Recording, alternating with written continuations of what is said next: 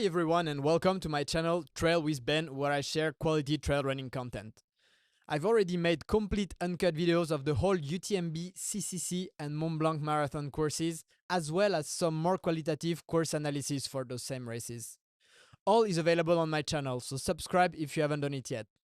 In today's video, I will give you all the advice you need to meet the mandatory gear requirement to run the UTMB races in Chamonix.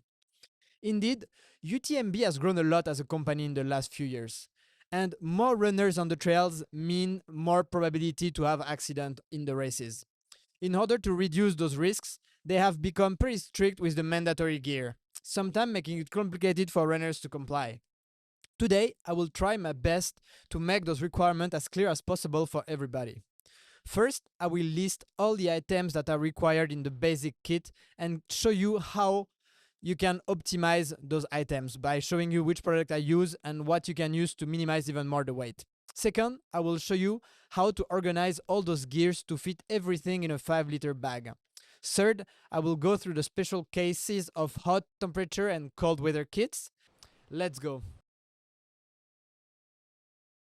The first item on the list, and the most important, is the running pack, or any other carrying equipment suitable for attaching a timing chip, intended to carry the mandatory equipment and which must be worn throughout the race. In my case, I stick to the running bag. I use this bag from Salomon. It's a 5-liter Salomon Sense Pro 5, and it's pretty good, pretty small, and I managed to fit everything. The weight, I'm going to weigh it now, is 129 grams, so it's pretty light. So that's the bag I use. Second item on our list is a smartphone with the Live Trail application installed and activated with international roaming, allowing for its use in the 3 countries. The runner must be reachable at any time before, during and after the race. Keep the phone on, airplane mode is forbidden and could give rise to penalties. An external battery is highly recommended.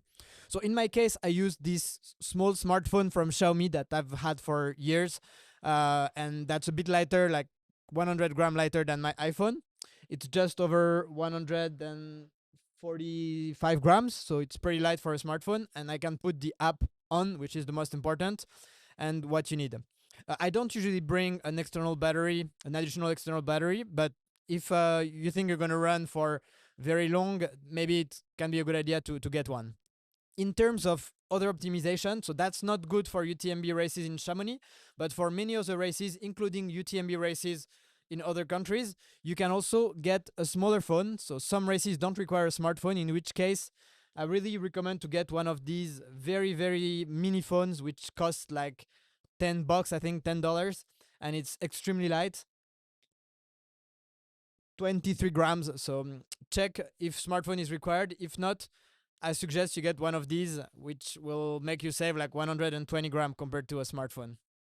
The next item on our list is a personal beaker of 15 centiliters minimum. Bottles or flasks with lids are not accepted. So this is this type of glass, basically like a foldable, like soft glass that you can carry in a pocket and use during the aid station to get some drinks from there. So you cannot use a flask as a glass, right? So you really have to have this on top of your normal hydration equipment. The next item on our list is the sealed resealable container capable of carrying at least 1 liter of water, designed for hydration. So that's the flasks that you put in your bag. So I use those ones, 500 milliliter each, that fit the bag that I just presented to you right before. They're good enough. They have like a big neck, which enable me to put the drink mix pretty easily.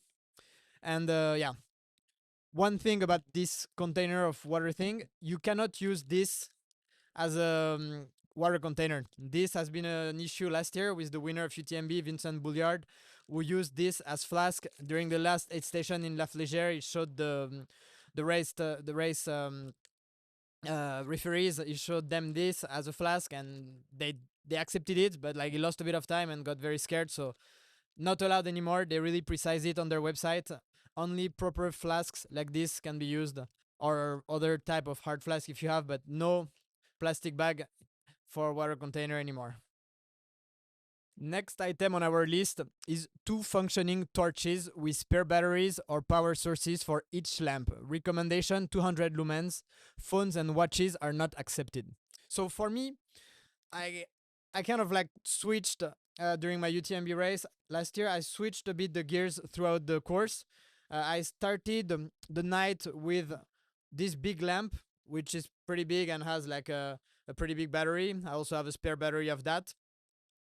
And then as a second battery, I had this one, this Petzl. I will put the reference as a note here with also a spare battery so that I have 2 good lights that I can use during the night. I think it's important during the night to really have 2 good lights. If I was to buy things again, I think I would just buy 2 of those because it's pretty good and much lighter than the other one, than the Now Plus. So yeah, I would go for 2 of these. I think many people use that, like the people sponsored by Spitzel, they usually use this one. But during the days, if I know that I'm not gonna use the light and I'm just carrying equipment for nothing, then I would definitely take this as a main light and this very very small lamp from Pitzel as a secondary light. That way I can save like almost 100 grams by not having to carry this very heavy light. I just take this with a spare battery, which is like a very small CR32 battery, and then I'm really saving some weight. Next item on our list, we have the survival blanket of 1.4 meter by 2 meter minimum. So that you can find easily in any outdoor store. Yeah, you don't really use it very often, so it usually stays in the pack, but very important to have. After that, we also have to bring a whistle. So here is a very light whistle functioning. For whistle, you can usually you have one on the bag, right? The Salomon bag has. I think most of the brands now have a very small built-in whistle, but in case you don't have on your bag, get one of those. They're very very cheap and very easy to find. And the third item in the safety list is the self-adhering elastic Bandaid for bandaging or strapping, minimum 1 meter by 6 centimeters. So this is it. Up, you can see here I removed there's a hard tube in the middle that I removed to make it smaller, and yeah, here it is. You can find it in any pharmacy. In the mandatory gears, you need to have a food reserve of 800 kilocal. So 800 kilocal, here I have a gel of 60 ml, 40 grams of carbohydrates, and that gel has 160 kilocal. So you would need to have around 5 gels like this to be able to match the 800. Or you can also get some bars or whatever other products you want. Then my small advice for nutrition is to buy in the supermarket. For gels, it's a bit hard because they don't really sell gels outside, so you kind of like have to buy the expensive brands. But for all the other stuff like these waffles, there are some brands selling those waffles for like €2 each. In the supermarket for around €3.5. You can get 10 waffles here. Each waffle has like 19 grams of sugar, of carbohydrate, so it's a lot. So you have like packed in small bags like this, very cheap compared to, you would get one like this from the trail brand. Here you can get 10 for the same price almost. Then you can buy those kind of bars. Here are some examples that are as good as what you would buy from an expensive brand, but a fraction of the price. Usually, for the price of one item, you get a whole box with 6 pieces or more. So really go to the supermarket and buy those items for those hard, solid, sweet foods. So the following item is the jacket with a hood for bad weather in the mountains. So this is a waterproof jacket. In my case, I use this OMM Halo Smoke Running. It's a very light one, only 116 grams. It has a hood, it has everything that's required by UTMB. So I recommend that if you want something light and efficient. The next item on our list is the long leg trousers or race leggings or combination of leggings and socks to cover the legs completely. So in my case, if I know that I might use it, I would go for these Salomon S-Lab trousers, which is extremely small, doesn't take much space, it's light, just 81 gram. and it still like has a bit of functionality. It's not like you're still going to be able to survive in the cold with this for some hours. But if, for example, you're running CCC and you know that you're not going to run during the night, the weather is good, and you don't want to carry something like this, which is a bit bulky, you can just buy those kind of like leggings from a supermarket, the ladies' leggings. They're extremely thin and they're accepted. Actually, most elite runners use this to save on weight and on space, because here the space is like even smaller, like half the size of the other one. And weight wise, we're at 39 grams, so half the weight and half the size of the Salomon S Lab. So yeah, to be done only if you know that you're not gonna use it. If you're gonna potentially need it, if you're gonna run at night or if there's bad weather, obviously go for proper gear. Next item on our list is the head cover. So you can use a cap, bandana, or multi-functional neck gaiters designed to protect the head from the sun. So here, any cap, like I usually like those soft caps, which are quite light. You can use this kind of neck gaiters that you can put in the head or around the neck. So that's also good to have like several functionality with one item. But I think the cap is pretty important because, except if you're really gonna run in the rain for the entire race, cap is the best in my opinion. Next item on our list is the additional warm second layer. So this is an important one because you're most likely gonna use it if you run a race at night.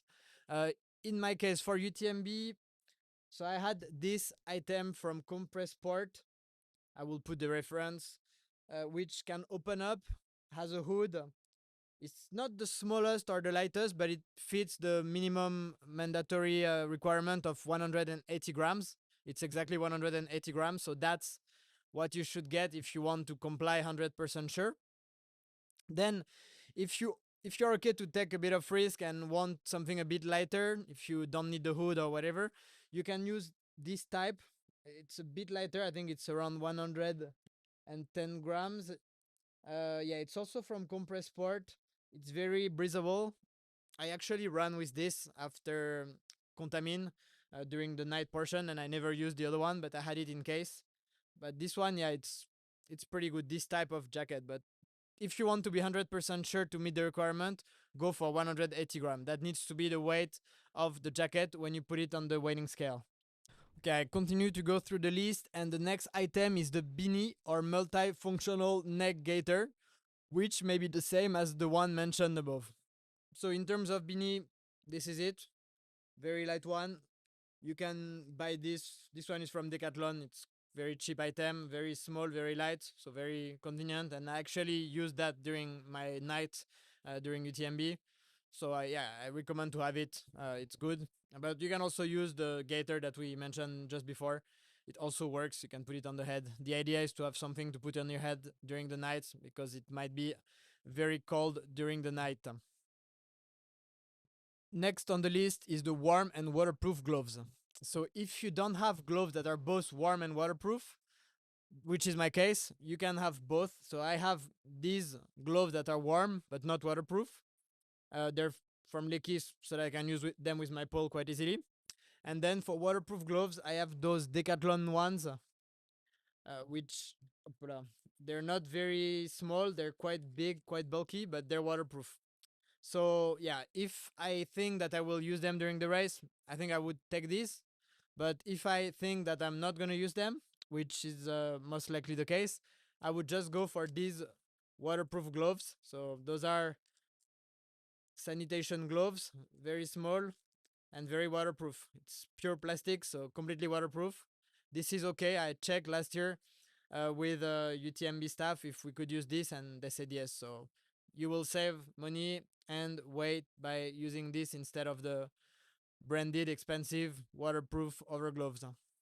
Next item on our list is the waterproof overpants. So in my case, I use those red light MP Plus overpants, which I will show you right now.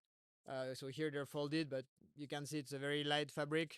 It's very light and it does the job. I never use them in a race, but maybe one day I will. 88 grams. So I think it's among the lightest on the market that I could find. So it does the job.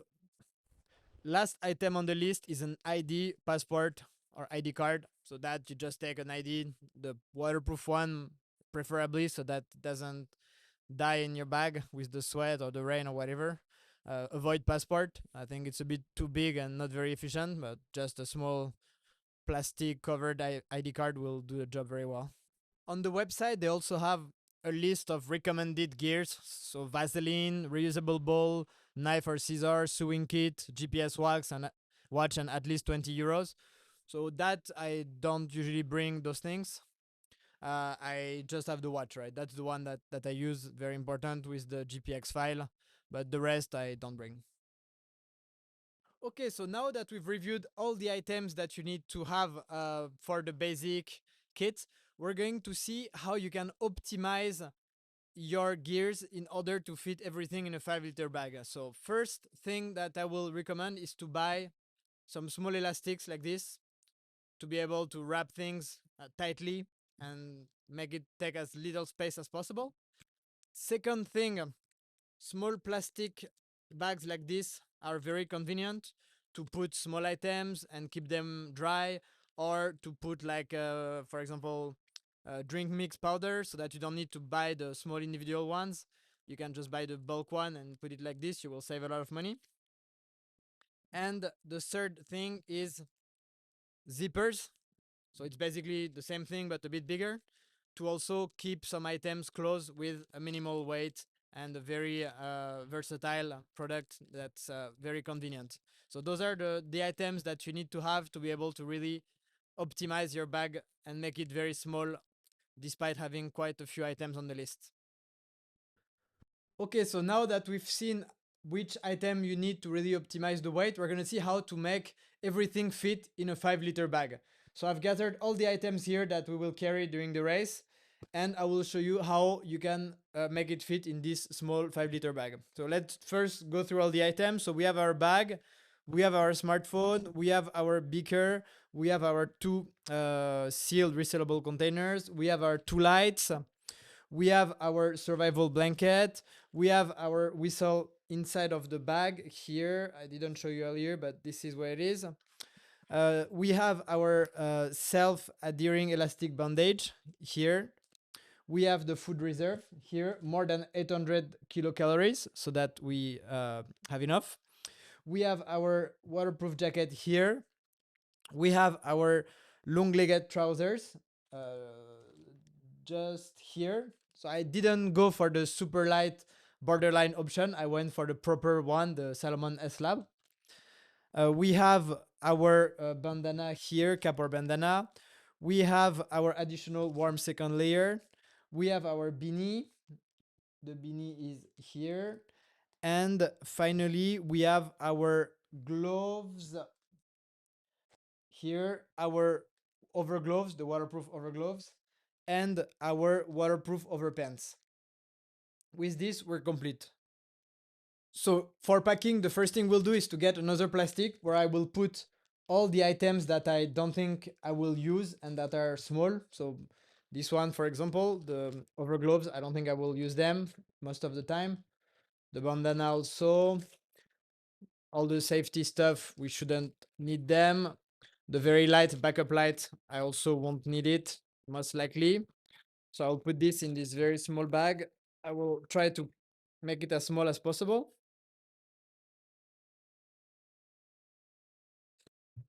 And I will fit that at the bottom of the bag.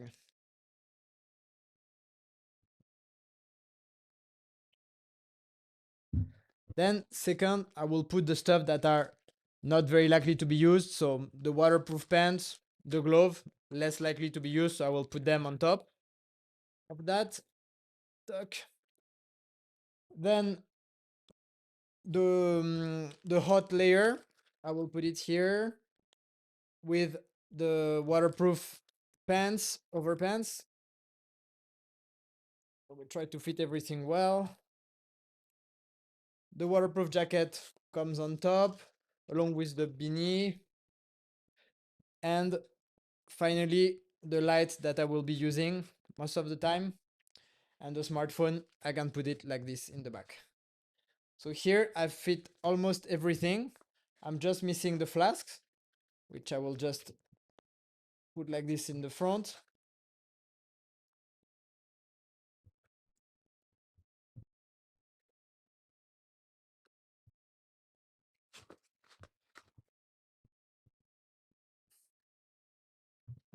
The small cup, the collapsible cup, I will put it in, this back pocket.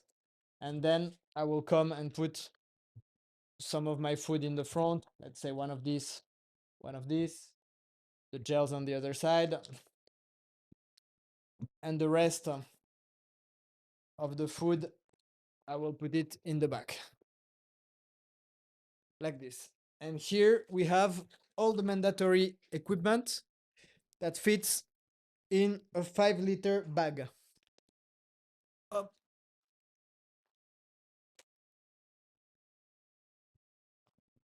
So this is very convenient because then it's very easy to move with a small bag. Everything is close to the body. There's no bouncing effect, and we can really run in the best conditions possible.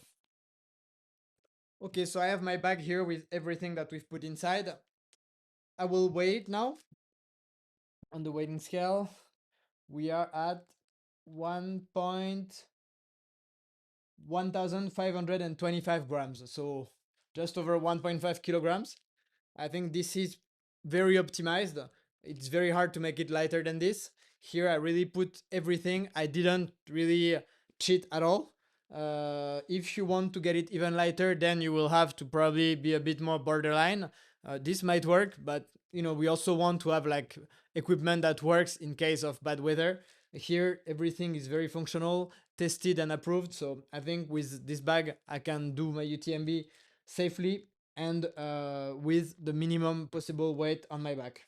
So now we're gonna go through the additional mandatory equipment required in case of hot weather. This is what they call the hot temperatures kit. So in that kit we have 4 items that will be required. First one is the sunglasses. So I use those reactive sunglasses, which means that the glasses will become darker if there is more light. Very convenient because last year during the race I used them both during the night, during the day when it was sunny. No problem. Very, very convenient. They're from Julbo. I will put the reference. So sunglasses. Then the Saharan cap. So this is just basically a normal cap that has like a detachable Saharan cloth in the back to cover your neck in case of like very sunny parts. So yeah, you can have a cap that does both so that you just have one item. And the sunscreen. Third is the sunscreen. SP50 or higher. So this is SP50. Yeah, small one, light. I recommend to buy in advance, even if you don't know if the kit will be activated. At least you have it, because last year I remember it was quite hard to find when they activated the kit. It was quite hard to find the very light one, and I think I paid quite expensive for this one when I could have bought it before at a cheaper price. And the fourth item is that you need to bring 2 liters of water instead of 1 liter. So in my case, with my 500 ml flasks, that's 4 flasks instead of 2 flasks. Very simple.